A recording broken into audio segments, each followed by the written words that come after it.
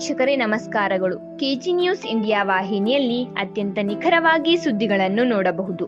ಉತ್ತರ ಕನ್ನಡ ಜಿಲ್ಲೆ ಮುಂಡಗೋಡದಲ್ಲಿ ಇಂದು ತಾಲೂಕಾ ಅಧ್ಯಕ್ಷರು ರೈತ ಮೋರ್ಚಾ ಬಿಜೆಪಿ ಮುಂಡಗೋಡ್ ಯಲ್ಲಾಪುರ ಬನವಾಸಿ ಅವರಿಂದ ಇಂದು ಪ್ರತಿಭಟನೆ ನಡೆಯಿತು. ಸುಮಾರು 6,000 ಹೆಕ್ಟೇರ್ ಪ್ರದೇಶದಲ್ಲಿ ರೈತರ ಗೋವಿನ ಜೋಳ ಬೆಳೆ ಬೆಳೆದಿರುತ್ತಾರೆ. ಅಧಿಕಾರಿಗಳ ಮಾಹಿತಿಯ ಪ್ರಕಾರ 300 ಹೆಕ್ಟೇರ್ ಪ್ರದೇಶದಲ್ಲಿ ಗೋವಿನ ಜೋಳ ಅತಿವೃಷ್ಟಿಯಿಂದ ಹಾಳಾಗಿದೆ ಎಂಬ ಮಾಹಿತಿ ಇದೆ.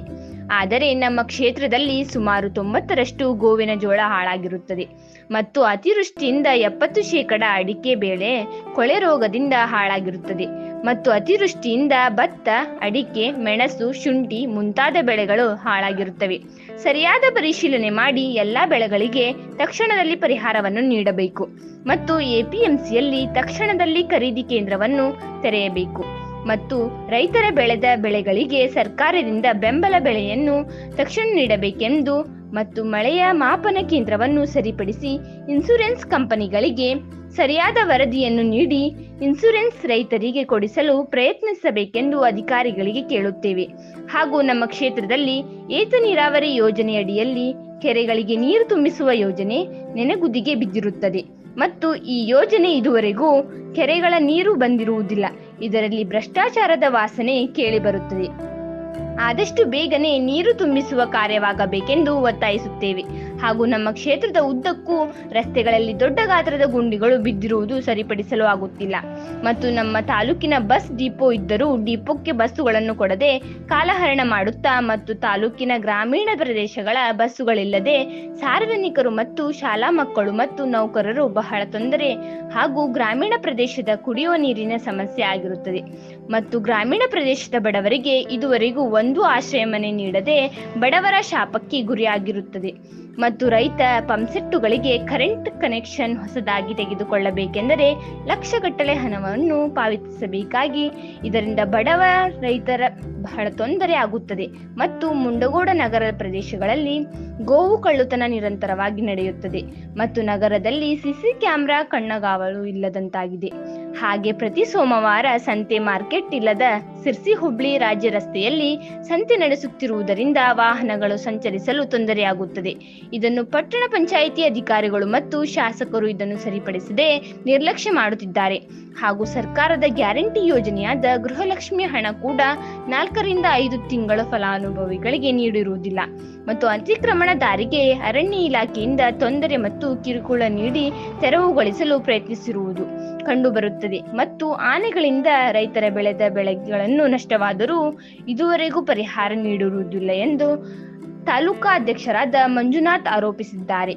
ಈ ಒಂದು ಪ್ರತಿಭಟನೆಯಲ್ಲಿ ತಾಲೂಕಾ ಅಧ್ಯಕ್ಷರಾದ ಮಂಜುನಾಥ್ ಪಾಟೀಲ್, ಮಂಡಳ ಅಧ್ಯಕ್ಷರು ಮತ್ತು ಹರಿಪ್ರಕಾಶ್ ಕೋಣಿಮನೆ ರಾಜ್ಯ ಮಾಧ್ಯಮ ವಕ್ತಾರು ಮತ್ತು ಪ್ರಸಾದ್ ಹೆಗಡೆ ಯಲ್ಲಾಪುರ ಮಂಡಲ ಅಧ್ಯಕ್ಷರು ಹಾಗೂ ರಮೇಶ್ ನಾಯ್ಕ್ ಬನವಾಸಿ ಮಂಡಳ ಅಧ್ಯಕ್ಷರು ಹಾಗೂ LT ಪಾಟೀಲ್ ಜಿಲ್ಲಾ ಉಪಾಧ್ಯಕ್ಷರು ಹಾಗೂ ಸಂತೋಷ್ ತಳವಾರ್ ST ಮೋರ್ಚಾ ರಾಜ್ಯ ಪ್ರಧಾನ ಕಾರ್ಯದರ್ಶಿಗಳು, ಮಲ್ಲಯ್ಯ ಮಠ ಜಿಲ್ಲಾ ಪ್ರಮುಖರು, ತುಕಾರಾಮ್ ಇಂಗಳೆ ತಾಲೂಕಾ ವಿಶೇಷ ಅರ್ಹಾನಿತರು ಮತ್ತು ಉಮೇಶ್ ಭಾಗವತ್ ಜಿಲ್ಲಾ ಪ್ರಮುಖರು, ರಘು ಭಟ್ ಜಿಲ್ಲಾ ಪ್ರಮುಖರು ಮತ್ತು ನಾಗರಾಜ್ ಬೆಣ್ಣಿ ತಾಲೂಕಾ ರೈತ ಮೋರ್ಚಾ ಅಧ್ಯಕ್ಷರು ಹಾಗೂ ಮಹೇಶ್ ಹೊಸಕೊಪ್ಪ ಮಾಜಿ ಜಿಲ್ಲಾ ಮೋರ್ಚಾ ಅಧ್ಯಕ್ಷರು ಮತ್ತು ಹಾಲಪ್ಪ ಕೋಡಣ್ಣವರ್ ಶಕ್ತಿ ಕೇಂದ್ರ ಅಧ್ಯಕ್ಷರು ಹಾಗೂ ಹಲವು ಪ್ರಮುಖರು ಹಾಗೂ ಮುಂಡಗೋಡ ಯಲ್ಲಾಪುರ ಹಾಗೂ ಬನವಾಸಿ ರೈತ ಮುಖಂಡರು ಮತ್ತು ಬಿಜೆಪಿ ಕಾರ್ಯಕರ್ತರು ಪ್ರತಿಭಟನೆಯಲ್ಲಿ ಪಾಲ್ಗೊಂಡಿದ್ದರು.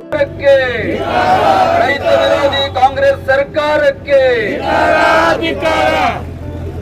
ಇವತ್ತಿನ ಯಲ್ಲಾಪುರ ಮುಂಡಗೋಡ ವಿಧಾನಸಭಾ ಕ್ಷೇತ್ರದ ರೈತ ಪರ ಹೋರಾಟದ ನೇತೃತ್ವವನ್ನು ವಹಿಸಿರುವಂತ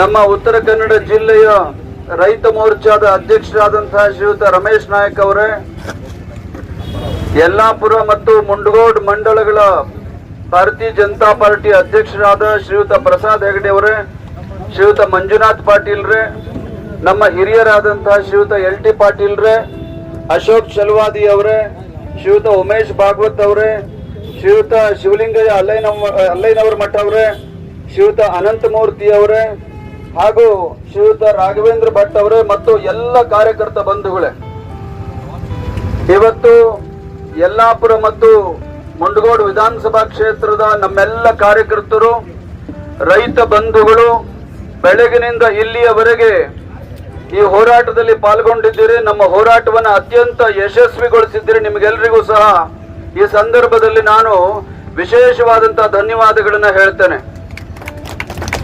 ರಾಜ್ಯದಲ್ಲಿ ಇರ್ತಕ್ಕಂಥ ಕಾಂಗ್ರೆಸ್ ಪಕ್ಷದ ಸರ್ಕಾರ, ಇಡೀ ದೇಶದಲ್ಲಿ ಇವತ್ತು ಕಾಂಗ್ರೆಸ್ ಅನ್ನುವಂಥದ್ದು ನಾಮಾವಶೇಷ ಆಗಿದೆ. ಆದರೆ 2.5 ವರ್ಷದ ಹಿಂದೆ ಕರ್ನಾಟಕ ರಾಜ್ಯದ ಜನ ಕೊಂಚ ಮೈಮರೆತಿದ್ರ ಪರಿಣಾಮವಾಗಿ ಇಲ್ಲೊಂದು ಜನವಿರೋಧಿ ಸರ್ಕಾರ, ರೈತ ವಿರೋಧಿ ಸರ್ಕಾರ ಅಸ್ತಿತ್ವದಲ್ಲಿದೆ.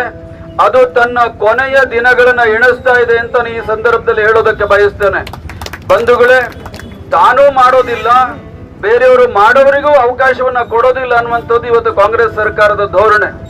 ಯಾಕೆ ನಾನು ಈ ಮಾತನ್ನ ಹೇಳ್ತಾ ಇದ್ದೀನಿ ಅಂತಂದ್ರೆ, ದೇಶವನ್ನ ಆಳ್ತಾ ಇರತಕ್ಕಂಥ ಕಳೆದ 11 ವರ್ಷಗಳಿಂದ ಅತ್ಯಂತ ಸಮರ್ಥವಾಗಿ ದೇಶವನ್ನ ಆಳಿ ಇಡೀ ಜಗತ್ತಿಗೆ ನೇತೃತ್ವವನ್ನ ಕೊಟ್ಟಿರ್ತಕ್ಕಂಥ ಶ್ರೀಯುತ ನರೇಂದ್ರ ಮೋದಿ ಅವರ ಸರ್ಕಾರ ಕೇಂದ್ರದಲ್ಲಿ ಇವತ್ತು 10 ಜನಪರ ಯೋಜನೆಗಳನ್ನ ಜಾರಿಗೆ ತಂದಿದೆ.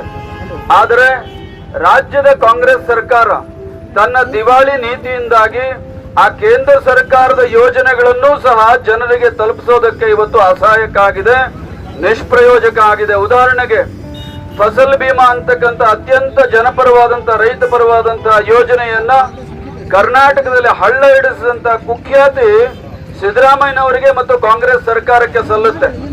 ಯಾಕೆ ಅಂತಂದ್ರೆ, ರಾಜ್ಯದಲ್ಲಿ ಮಳೆ ಮಾಪನ ಯಂತ್ರಗಳನ್ನ ನಿರ್ವಹಣೆ ಮಾಡಬೇಕಾದಂತಹ ಕಾಂಗ್ರೆಸ್ ಸರ್ಕಾರ ಇವತ್ತು ಮಳೆ ಮಾಪನ ಯಂತ್ರಗಳನ್ನು ನಿರ್ವಹಣೆ ಮಾಡ್ತಾ ಇಲ್ಲ. ಅದರ ಪರಿಣಾಮವಾಗಿ ರೈತರಿಗೆ ಸಿಗಬೇಕಾದಂತಹ ವಿಮೆ ಇವತ್ತು ರೈತರಿಗೆ ಸಿಗ್ತಾ ಇಲ್ಲ. ಕಳೆದ ಅವಧಿಯಲ್ಲಿ, ಕಳೆದ ಸಾಲಿನಲ್ಲಿ ಕೇಂದ್ರ ಸರ್ಕಾರ ಮಧ್ಯಪ್ರವೇಶ ಮಾಡಿದ್ರಿಂದ ನಮ್ಮ ಸಂಸದರು ವಿಶ್ವೇಶ್ವರ ಹೆಗಡೆ ಅವರು ಮಧ್ಯಪ್ರವೇಶ ಮಾಡಿದ್ದರ ಪರಿಣಾಮವಾಗಿ ಉತ್ತರ ಕನ್ನಡ ಜಿಲ್ಲೆಯ ಜನತೆಗೆ, ರೈತರಿಗೆ ಅಷ್ಟೋ ಇಷ್ಟೋ ಪರಿಹಾರ ಸಿಕ್ತು. ಆದ್ರೆ ಇನ್ನೊಂದು ಸವಾಲಿಗೆ ನಾವಿವತ್ತು ಅಣಿಯಾಗಬೇಕಾಗಿದೆ. ಈ ಸಂದರ್ಭದಲ್ಲಿ ಕಳೆದ 1 ವರ್ಷದಲ್ಲಿ ಎಚ್ಚರಿಕೆಯನ್ನ ಕೊಟ್ಟರೂ ಸಹ ಈ ಮಳೆ ಮಾಪನ ಯಂತ್ರಗಳನ್ನು ನಿರ್ವಹಣೆ ಮಾಡದೇ ಇರೋದರ ಪರಿಣಾಮವಾಗಿ ಮುಂದಿನ ಸಾಲಿನಲ್ಲೂ ಕೂಡ ರೈತರು ಇವತ್ತು ಇದೇ ತೆರನಾದಂತಹ ಸಂಕಷ್ಟವನ್ನು ಎದುರಿಸಬೇಕಾಗಿದೆ. ಈ ಸಂದರ್ಭದಲ್ಲಿ ಈ ಸರ್ಕಾರಕ್ಕೆ ನಾವು ಇವತ್ತು ಧರಣಿಯ ಮೂಲಕ ಎಚ್ಚರಿಕೆಯನ್ನ ಕೊಡ್ತಾ ಇದ್ದೀವಿ, ಮನವಿಯ ಮೂಲಕ ಎಚ್ಚರಿಕೆಯನ್ನ ಕೊಡ್ತಾ ಇದ್ದೀವಿ. ಆದ್ರೆ ಈ ಸಂದರ್ಭದಲ್ಲಿ ಹೇಳ್ತೀನಿ, ರೈತ ಬಂಧುಗಳೇ, ನಾವು ಶಾಂತಿಯುತವಾದಂತಹ ಹೋರಾಟವನ್ನ ಮಾಡಿದ್ರೆ ಅದನ್ನ ಕೇಳಿಸ್ಕೊಳ್ತಕ್ಕಂತ ಜವಾಬ್ದಾರಿ ಸರ್ಕಾರ ರಾಜ್ಯದಲ್ಲಿ ಇಲ್ಲ. ರಾಜ್ಯದಲ್ಲಿ ಅಪಾರವಾದಂತಹ ಹಾನಿಯಾಗಿದೆ. ಅತಿವೃಷ್ಟಿಯಿಂದ, ಅನಾವೃಷ್ಟಿಯಿಂದ ಹಾನಿಯಾಗಿದೆ. ಕಳೆದ 2 ವರ್ಷಗಳಿಂದ ಒಂದೇ ಒಂದು ಸಮೀಕ್ಷೆಯನ್ನು ಕೂಡ ಈ ಸರ್ಕಾರ ಮಾಡಿಲ್ಲ. ಎಷ್ಟು ಬೆಳೆ ಹಾನಿಯಾಗಿದೆ ಇವತ್ತು ಸರ್ಕಾರದ ಬಳಿ ಅಂಕೆ ಸಂಖ್ಯೆ ಇಲ್ಲ.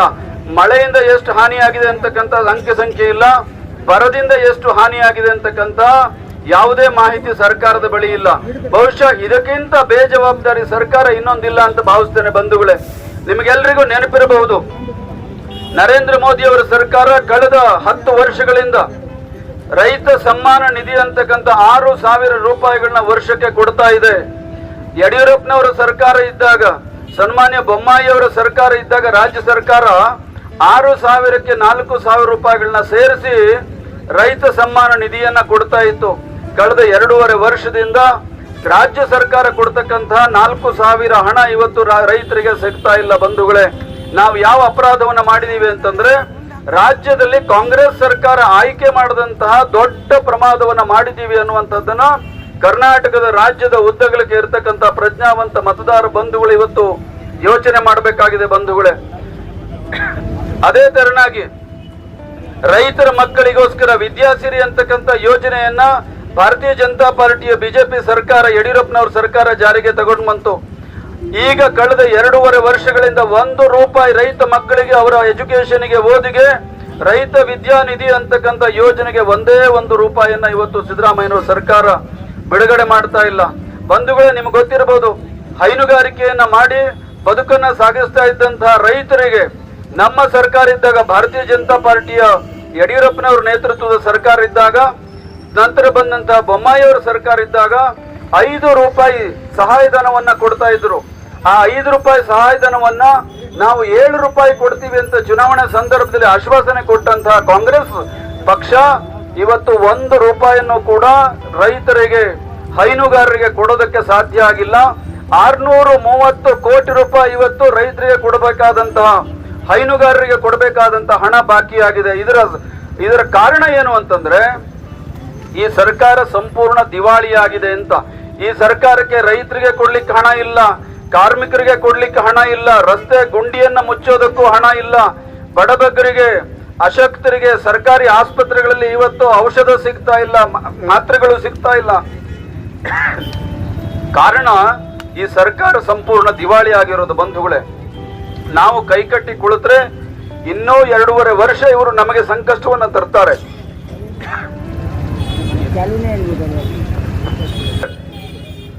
2.5 ವರ್ಷ ನಾವು ಇದೇ ರೀತಿಯಾದಂತಹ ಬವಣೆಯನ್ನ ವಹಿಸಬೇಕಾಗತ್ತೆ. ಅದಕ್ಕೋಸ್ಕರ ಎಚ್ಚರಿಕೆಯನ್ನು ವಹಿಸಬೇಕು. ರಾಜ್ಯದಲ್ಲಿ ಕಾಂಗ್ರೆಸ್ ಸರ್ಕಾರ ಇದ್ರೆ, ರಾಜ್ಯದಲ್ಲಿ ಮಾತ್ರ ಇದ್ರೆ, ದೇಶದಲ್ಲಿ ಇನ್ನೆಲ್ಲೂ ಕೂಡ ಇರ್ಲಿಕ್ಕೆ ಸಾಧ್ಯ ಇಲ್ಲ ಕಾಂಗ್ರೆಸ್. ನಮ್ಮ ಕ್ಷೇತ್ರದ ಶಾಸಕರು ಅದೇ ಹಾದಿಯನ್ನ ಹಿಡಿದ್ರು. ಸನ್ಮಾನ್ಯ LT ಪಾಟೀಲ್ ರವರು ಮಾತಾಡ್ತಾ ಹೇಳಿದ್ರು ಅರ್ಧನಾರೀಶ್ವರ ಪಾತ್ರ ವಹಿಸಿದ್ದಾರೆ ಅಂತ. ನನಗೆ ಅರ್ಧನಾರೀಶ್ವರ ಅಂತ ಹೇಳಲಿಕ್ಕೆ ಇಷ್ಟ ಇಲ್ಲ. ಯಾಕಂದ್ರೆ ಅರ್ಧನಾರೀಶ್ವರ ಪಾತ್ರಕ್ಕೆ, ಆ ಕಲ್ಪನೆಗೆ ನಮ್ಮಲ್ಲಿ ವಿಶೇಷವಾದಂತ ಅರ್ಥ ಇದೆ. ನಾನು ಇದನ್ನ ಹೇಳ್ತೀನಿ, ಇದು ಗಂಡೋ ಹೆಣ್ಣೋ ಅಂತಕ್ಕಂಥದ್ದು ಗೊತ್ತಿಲ್ಲ ನಮ್ಗೆ ಯಾರಿಗೂ ಕೂಡ ಅಂತ. ಯಾವುದಿದು ಪುರುಷನೋ ಮಹಿಳೆಯೋ ಅನ್ನುವಂಥದ್ದು ಗೊತ್ತಿಲ್ಲ, ಯಾವ ಪಾತ್ರ ಅನ್ನುವಂಥದ್ದು ಗೊತ್ತಿಲ್ಲ. ಅಂತ ದಿಕ್ಕು ತಪ್ಪಿದ ವ್ಯವಸ್ಥೆ ನಮ್ಮ ಕ್ಷೇತ್ರಕ್ಕೆ ಬಂದಿದೆ ಅಂತ. ಹಾಗಾಗಿ ಬಂಧುಗಳೇ, ನಾವು ಎಚ್ಚರಿಕೆಯನ್ನು ವಹಿಸಬೇಕಾಗಿದೆ. ಕ್ಷೇತ್ರದಲ್ಲಿ ಇವತ್ತು ನಾವು ಸಂಘಟನೆಯನ್ನು ಮಾಡಬೇಕಾಗಿದೆ. ರಾಜ್ಯದಲ್ಲಿ ಈ ಭ್ರಷ್ಟ ಜನವಿರೋಧಿ ಸರ್ಕಾರವನ್ನ ನಾವು ಮನೆಗೆ ಕಳಿಸಬೇಕಾಗಿದೆ. ಆ ನಿಟ್ಟಿನಲ್ಲಿ ಇವತ್ತು ಸಂಕಲ್ಪವನ್ನ ಮಾಡಬೇಕು ಅಂತ ಹೇಳ್ತಾ, ಇಲ್ಲಿ ಇವತ್ತು ಅಧಿಕಾರಿಗಳು ಬಂದಿದ್ದಾರೆ. ಯಾವ್ಯಾವ ಇಲಾಖೆಯ ಅಧಿಕಾರಿಗಳು ಬಂದಿದ್ದಾರೆ ಗೊತ್ತಿಲ್ಲ, ಮಂಜುನಾಥ್ ಪಾಟೀಲ್ ಇದನ್ನ ಹೇಳ್ತಾರೆ.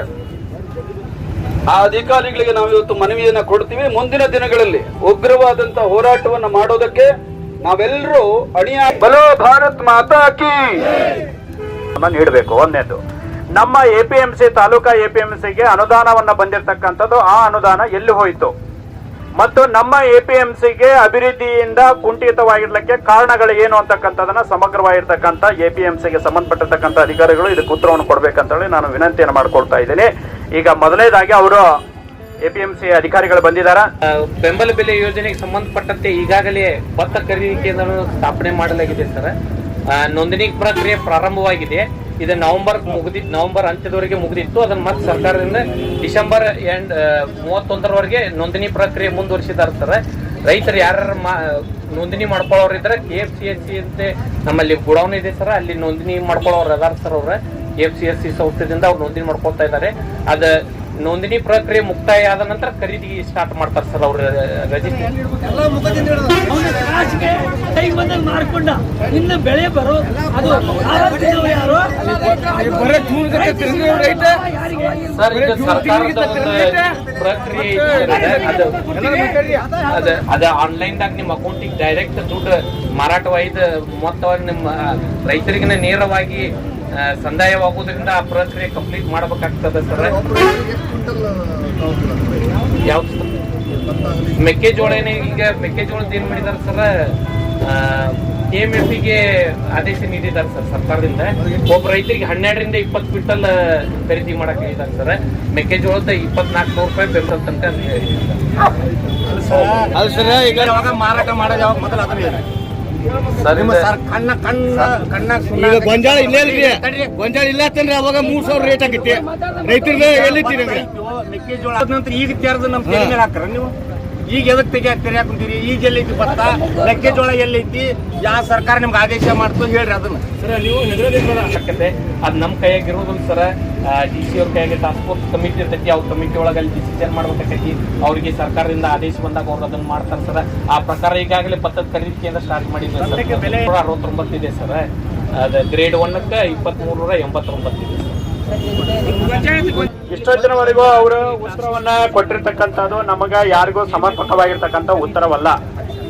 ದಯಮಾಡಿ ನಾನು ರೈತ ಮಿತ್ರರಲ್ಲಿ ನಾನು ವಿನಂತಿಯನ್ನು ಮಾಡ್ಕೊಳ್ತೀನಿ. ಖರೀದಿ ಕೇಂದ್ರವನ್ನ ಈಗಾಗಲೇ ನಮಗೆ ರೈತರಿಗೆ ಬೆಳೆ ಬರತಕ್ಕಂಥದ್ದು ನವೆಂಬರ್ನಲ್ಲಿ ಈಗಾಗಲೇ ಕಟಾವುಗಳು ಸ್ಟಾರ್ಟ್ ಆಗಿ ಅರ್ಧಂಬರ್ಧ ಭತ್ತಗಳು ಕೂಡ ಖಾಲಿ ಆದ ನಂತರದಲ್ಲಿ ನೀವು ಖರೀದಿ ಕೇಂದ್ರವನ್ನ ಓಪನ್ ಮಾಡ್ತೀರಿ. KMF ನಮಗಿರ್ತಕ್ಕಂಥದ್ದಲ್ಲಿ ಧಾರವಾಡದಲ್ಲಿ ನಾವು ಇಲ್ಲಿಂದ ಬೆಳೆಯನ್ನ ತೆಗೆದುಕೊಂಡು ಧಾರವಾಡಕ್ಕೆ ಹೋಗಿ ನಾವು ಅಲ್ಲಿ ಯೋಗ್ಯವಾಗಿರ್ತಕ್ಕಂಥ ರೇಟಿಗೆ ನಾವು ಕೊಡ್ಬೇಕಂತ ಹೇಳಿದ್ರೆ ರೈತನ ಎಷ್ಟು ಸುಸ್ತಾಗುತ್ತೆ, ರೈತನಿಗೆ ಬೆಳೆದಿರ್ತಕ್ಕಂಥ ತಾಲೂಕಾ ಕೇಂದ್ರವೇ ಇಲ್ಲ ಅಂತಕ್ಕಂಥ ಮನಸ್ಥಿತಿ ನಮಗ್ ಬರ್ತಾ ಇದೆ. ಮತ್ತು ನಿಮ್ಮ KMF ಒಂದು ನಿರ್ದೇಶನ ಏನಿದೆ ಅಂತ ಹೇಳಿದ್ರೆ ಗ್ರೇಡ್ 1, ಗ್ರೇಡ್ 2, ಗ್ರೇಡ್ 3 ಅಂತ ಹೇಳ್ತಿಕೊಂಡು ಆಯ್ಕೆ ಮಾಡ್ತಾರೆ. ರೈತ ಬೆಳೆದಿರ್ತಕ್ಕಂಥ ಬೆಳೆಯನ್ನ ವರದಿಗಾರರು Basavanthappa R Pujar, KG news. ಈ ಚಾನೆಲ್ ಅನ್ನು ಸಬ್ಸ್ಕ್ರೈಬ್ ಮಾಡಿ ಮತ್ತು ಪಕ್ಕದಲ್ಲಿರುವ ಬೆಲ್ ಬಟನ್